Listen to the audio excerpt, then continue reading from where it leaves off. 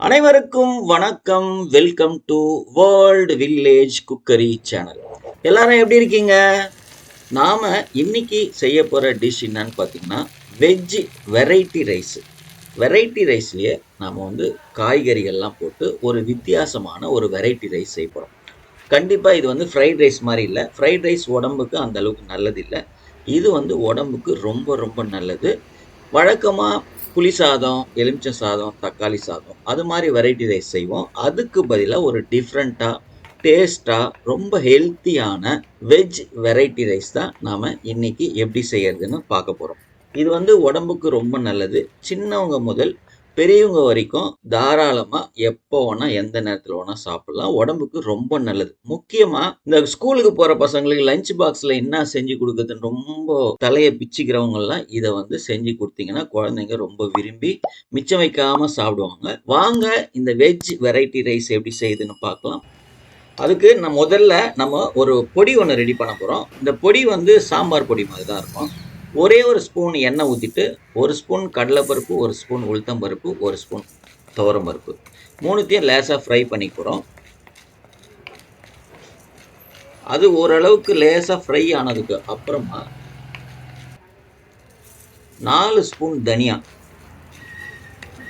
இதே ஆர்டரில் ஒன்று ஒன்றா சேர்த்துக்கின்னு லேசாக ஃப்ரை பண்ணினே வரலாம். அரை ஸ்பூன் மிளகு, அரை ஸ்பூன் பெருஞ்சீரகம், சோம்பு, அரை ஸ்பூன் ஜீரகம், அப்புறம் 2 காஷ்மீரி சில்லி, இது கலருக்காக.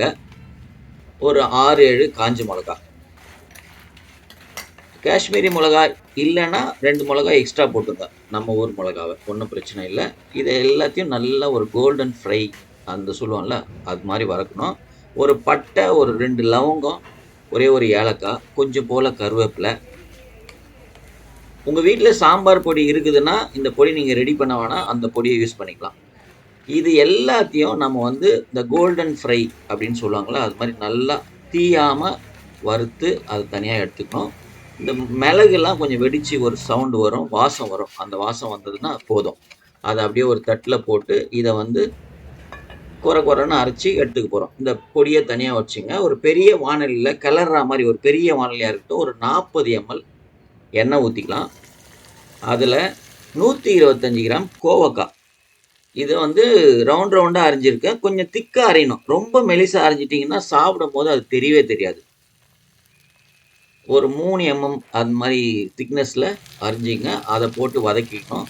அதுக்கப்புறம் 125 கிராம் வெண்டைக்காய் எடுத்திருக்கேன். அதுவும் ரவுண்டாக கொஞ்சம் திக்காக இருக்கிற மாதிரி கட் பண்ணின்னு அதையும் போட்டு வதக்கலாம். இது வந்து ஒரு 10 நிமிஷம் நல்லா வதக்கணும். ஒரு அரை ஸ்பூன் மஞ்சத்தூள் சேர்த்துக்கலாம். இந்த காய்கறிக்கு தேவையான உப்பையும் இப்பவே சேர்த்துடலாம். சேர்த்துட்டு இதை நல்லா வதக்கணும். வெண்டைக்காயில் ஒரு பிசு பிசுப்பாக ஒரு ஜவ்வு மாதிரி வரும் பார்த்தீங்களா, அதெல்லாம் நல்லா ட்ரை ஆகி இந்த காயெலாம் வேகணும். அந்த அளவுக்கு இதை வந்து எண்ணெயிலே நல்லா வதக்கணும். ஸோ இது வதங்கிறதுக்கும் இந்த காய் வேகிறதுக்கும் கண்டிப்பாக ஒரு 10 நிமிஷம் ஆகும். அது வரைக்கும் சிம்மில் வச்சுட்டு, நெருப்பு கம்மியாக வச்சு, நான் விறகடுப்பில் செய்கிறேன், நீங்கள் குக்கரில் செஞ்சீங்கன்னா சிம்மில் வச்சுட்டு மெதுவாக வறுத்துங்க.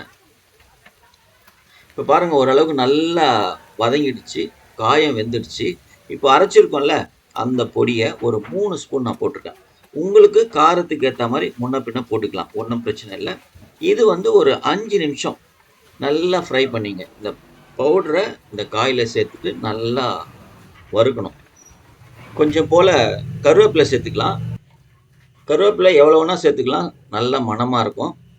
இப்போ பாருங்கள், காயெல்லாம் ஓரளவுக்கு நல்லா வெந்துடுச்சு. இப்போ நம்ம வந்து இதில் வந்து சாதம் சேர்க்க போகிறோம். அதுக்கு முன்னாடி நம்ம ஒரு அரை எலுமிச்சம்பழம் சாறை இதோடு சேர்த்துட்டு, ஏன்னா கடைசியாக தான் இதை சேர்க்கணும், முதல்ல எலுமிச்சம்பழம் சேர்க்காதீங்க. சேர்த்துட்டு லேசாக கிளறிட்டு, நான் வந்து புளி சாதத்துக்கு லெமன் ரைஸ்க்கெலாம் சாதம் வடிப்பேன்ல, அது மாதிரி வடித்து ஆற வச்சுருக்கேன் ஒரு ஆழாக்கு அரிசி.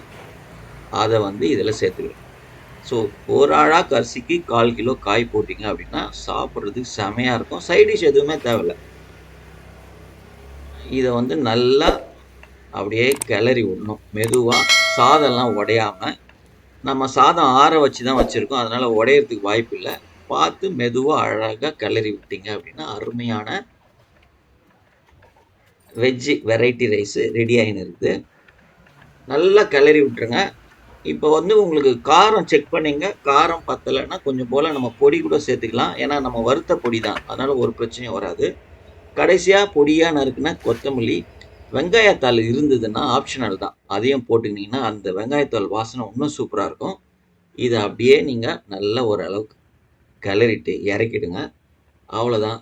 சூப்பரான டிஃப்ரெண்ட்டான வெரைட்டி வெஜ் ரைஸ் ரெடி. இத வந்து நீங்க குழந்தைங்களுக்கு லஞ்ச் பாக்ஸ்ல போட்டு குடுக்கலாம். ரொம்ப விரும்பி சாப்பிடுவாங்க. பெரியவங்கலேருந்து சின்னவங்க வரைக்கும் யார் வேணா எந்த நேரத்தில வேணா சாப்பிடலாம்.